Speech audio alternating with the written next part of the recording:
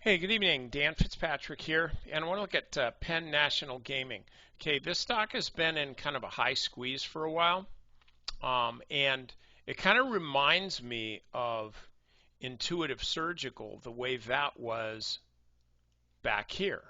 Same thing, it had broken out, run up a bit, and then just kind of drifted sideways. It's like just kind of banging its head on the ceiling, not really ever coming down to the floor. And so finally, the stock busted through, boom, right there, and then kept going, but then ultimately is pulled back, and it's penalized those that were late in buying. And so if we look at Penn, you'll see a similar thing, and I think we're going to get a similar outcome. In other words, the stock ran up here,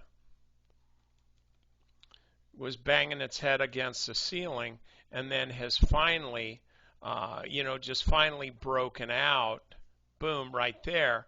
And now this is a time when I own a little bit of it, and our members do too. I know Scotty was on this either yesterday or the day before. I'm getting people into this stock, so they're up nicely today. The stock's up 8%, but at this point, it's got high volume. These are two things that I would say.